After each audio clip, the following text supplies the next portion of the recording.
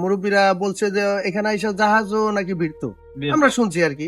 আর লোকেশনটা হলো তুলাসার ব্যাপারীপাড়া, সুরাতপুর সদর 4 নং ওয়ার্ড। এই নদীতে ইলিশ মাছও পাওয়া গেছে, এইটাই ইলিশ মাছও পাওয়া গেছে। বেশি দূর না, মনে হয় 98 বন্যাতে আমরা দেখছি ইলিশ মাছ পাওয়া গেছে, আমরা চোখে দেখছি আর কি এটা।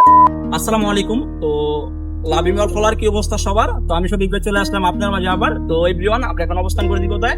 শরীয়তপুর তুলাসার ব্যাপারী পাড়া। তো এভরিওয়ান, এই দেখতে পাচ্ছেন বড় একটা কীর্তিনেশ্বর নদীর একটা, এটা আগে হয়তো গোজা বলতো, এটা সম্বন্ধে আমার তো আইডিয়া নাই। তো আমাদের মাঝে এক মামা আছে। মামা আসসালামু আলাইকুম। ওয়ালাইকুম আসসালাম। তো মামা, এই যে একটা এটা আমার কীর্তিনাথের নদীর যেটা শাখা, এটা সম্বন্ধে আমাদের একটু বলবেন, আর আপনার বাসা কোথায় একটু বলেন। আমার বাসার কথা বলি, হ্যাঁ, আমার বাসায় আমাদের মসজিদ, জি, এই মসজিদের পাশে পাশে আপনার এই জায়গার স্থানীয় ছিলেন। স্থানীয়, জি, জি। আমাদের পূর্বপুরুষ যারা ছিল হ্যাঁ। তারা বলছে, আমি তাদের মুখে শুনছি আর কি, জি। যে এটা বিশাল নদী ছিল। ওই নদীর কেনাসা নদীর শাখায় এখানে আইসা মুরব্বীরা বলছে যে এখানে আইসা জাহাজও নাকি ভিড়তো, আমরা শুনছি আর কি। আর আমরা যা দেখছি, সেহেতু আমরা দেখছি এই নদীতে ইলিশ মাছও পাওয়া গেছে, এইটাই ইলিশ মাছও পাওয়া গেছে। বেশি দূর না, মনে হয় 98 বন্যাতে আমরা দেখছি ইলিশ মাছ পাওয়া গেছে, আমরা চোখে দেখছি আর কি এটা। অনেক বন্যা ছিল। আর তারপর কিছুদিন আগে এখন জলবদ্ধর কারণে এখানে ধান চাষ হয় না।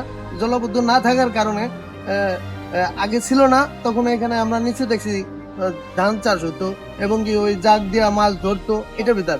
এখন জলবদ্ধ হওয়ার কারণে, পানি নষ্ট হওয়ার কারণে মাছ থাকে না এবং কি ধান চাষ হয় না। তো এভরিওয়ান, মামাই বললো যে এটা একটা মেয়ে কীর্তিনেশ্বর নদীর একটা শাখা ছিল, আর এখন হয়তো অবহেলার কারণে যে কোনো মাত্র আর কি এটা হয়ে গেছে, নদীর সাথে অনেকটা বিচ্ছিন্ন হয়ে গেছে।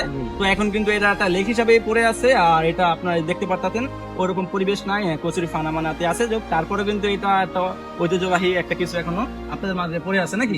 তো এই নিয়ে মামা কিছু আপনাদের মাঝে বক্তব্য করলো, আশা করি বুঝতে পারছেন। আর মামা এর অ্যাড্রেসটা একটু আমাদের ভাবে আবার বলেন, এটার হলো লোকেশনটা কোথায়, এটা অবস্থান? লোকেশনটা হলো তুলাসার ব্যাপারীপাড়া, সুরাতপুর সদর 4 নং ওয়ার্ড।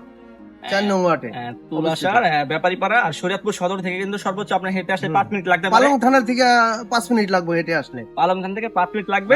তো খুবই ভালো লাগলো মামা এটা সম্বন্ধে আমাকে বললো। আমাদের এখান থেকে সদর হাসপাতালে যাইতে লাগে 2 থেকে 3 মিনিট হাঁটা যেতে। এখান থেকে কিন্তু সদর হসপিটালে মাত্র 2 থেকে 3 মিনিট লাগে। তার মানে অলরেডি শরীয়তপুর সদরের ভিতরে এটা পড়ে গেছে। এবার তুলাসার একটা গ্রাম। জি। তো বুঝতে পারলেন, এই হলো পরিবেশ ছিল আজকের, আর এই হলো ভিডিও। তো আপনারা আমাকে একদম কমেন্ট করছিলেন সেই ক্ষেত্রে এই জায়গায় আসা। তো অবশ্যই নেক্সট কোন জায়গায় যেতে হবে অবশ্যই আমাকে বলবেন। তোমাকে অসংখ্য ধন্যবাদ আপনাকে। তোমাকে ধন্যবাদ। জি, তো আল্লাহ হাফেজ। নতুন কোনো ভিডিওতে দেখা হচ্ছে নতুন কোনো কথা নিয়ে।